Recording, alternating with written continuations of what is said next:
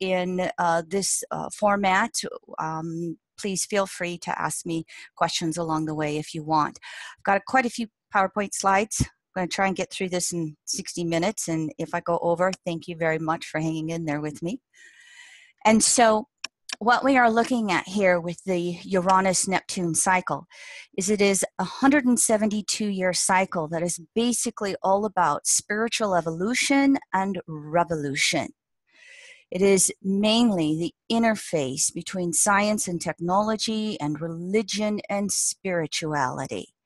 And it just so happens that in this current cycle, most likely all the way through it, because we don't have a specific date on when the Piscean age ends or the Aquarian age begins, we know we're in that transition of that, 2100-year cycle, more or less. So it just happens that this also then becomes the two planets that are kind of like interfacing us between the ending of the Piscean age and the beginning of the Aquarian age. And so everything that we look at tonight, I just want you to remember this little quote here that I found on the internet from somebody named Sophia Stone. As technology advances, remember, you are the most brilliant creation. Here are the Uranus-Neptune conjunctions from the cycle before, and I even put the one that will come up on the screen for you. And over the years, I have labeled the last one, the conjunctions of the early 1820s, as you see, early Capricorn here, right on your screen. I've labeled this one the Industrial Revolution cycle. I'll give you some little key events that happened during this cycle in a few slides.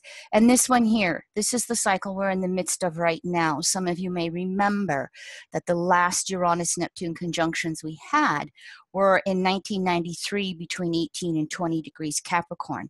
I call this one the technological revolution cycle. And then, of course, here will be the next one. There will only be one conjunction in 2165. And guess what? It is going to be 6 degrees Aquarius. Now, we'll all have left and maybe come back more than once by the time this one comes around. Some of us will be here, some of us won't. But this gives you some idea of the conjunctions that we've had so far. Now, these are the 5 waxing semi-squares that Uranus is going to make to Neptune. We've already had 2 of them. We've got 3 more to go. Neptune is, of course, in the middle degrees of Pisces here, and you will see that we have Uranus finishing up in Aries, and it will have 2 of these specific aspects in Taurus. So Uranus has the flavor of 2 signs as it's making these waxing semi-squares. This is why it's important.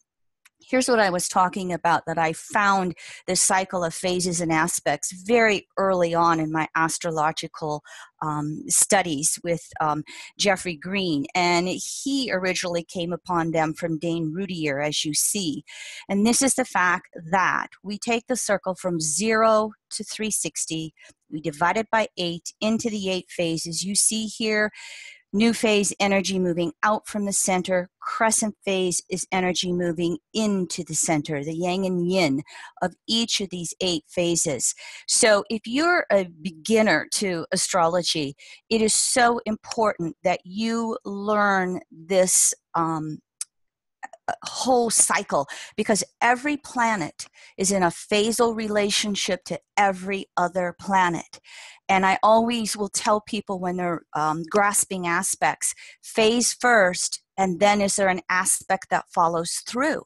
And if you grasp these 8 phases, it can help you take a lot of the confusion out of then fine-tuning that aspect within the phase. Too much to go over here other than just showing you this screen. I have done individual classes on each of these 8 phases when I in my the EA course that I teach. What I want to show you right here is wherever Neptune is in your chart, if you'd start with Neptune, which is the slower moving planet, and rule of thumb, faster moving planet, compared to the slower moving planet. So you start with the slower moving planet. And what's happened is as Neptune makes these waxing semi-squares, it's gotten 45 degrees, Uranus makes those waxing semi-squares. It's gotten 45 degrees beyond Neptune. There's a huge shift here at this point, going from energy moving out to energy moving in. So that my basic point here, I'll try to slow myself down a little bit for you, is that semi-squares and the squares and a half, which are the sesquisquadrates, they are just as important as squares and oppositions and conjunctions.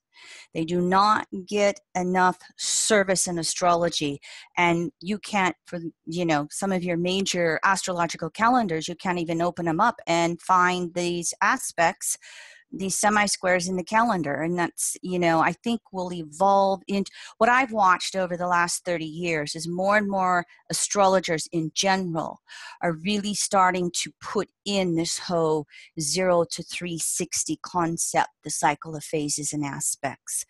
And so this is a shift from Uranus making a struggle to sustain everything that it has done with Neptune since 1993. And it's going to go into this crescent phase and be there for the next 20 years. More on that a little later. First of all, though, I want to just briefly give you the archetype of Uranus from the perspective of evolutionary astrology. This part will be quick. You'll have this to listen to if you need to follow up on any of this.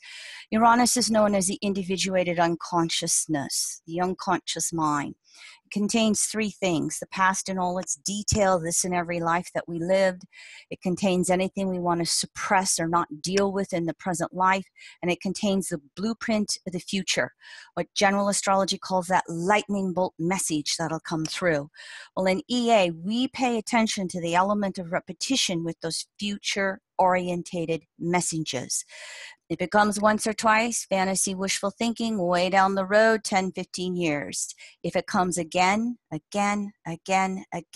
over a few months, over 6 months, maybe over a year, that's where your own soul is intending to go in your near future, which means over the next year, 2 years, and it's hard for us as humans to be able to grasp something of where we're going beyond, a few years.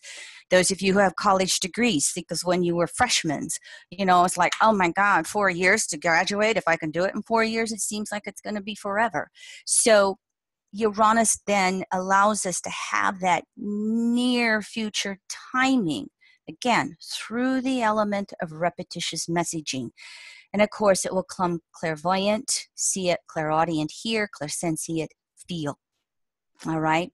What happens is most of us have a fear of changing direction. We project the past forward to be secure, which is Saturn. Saturn always having an interface with Uranus. And the future being insecure because it's unknown. Uranus is also the deconditioning from every conditioning factor in our life. Most of us, it starts with the parental factor, but society, religious, economics, any area of your life you can think of, it gets conditioned.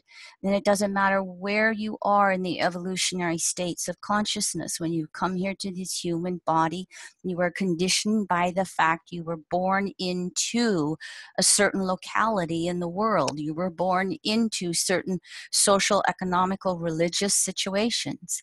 Uranus is where we are always trying to liberate from those conditioning factors and be who we uniquely are, to be that group of one. Uranus has rulership of the brain in health and wellness astrology, also the central nervous system. With Mercury, it co-rules the nervous system in general. And Uranus will have specific rulership of what we know as dendrites. Those are the parts in our brain where we hold memory, and when we learn something new, it gets deposited somewhere in our brain, use it or lose it, and then we can access that again and again. Well, synapses are those little electrical messagings that exist in our brain, and they don't touch each other. And when we make an effort to learn new information, it produces an electrical current and it fires. And so that phrase has become popular. What fires together, wires together. This is when you're trying to change a habit. This is when you're trying to learn something new. The more you practice it, the better you get at it, the more the dendrites build up to hold that information. This is all Uranus. And this is why when you go through an Uranian aspect, you can just feel sometimes like you're going nuts because your brain is just, you know, the synapses are going crazy. And basically, you want to follow through on that information the best that you can and build up the dendrites, get that courage to change. So this can be how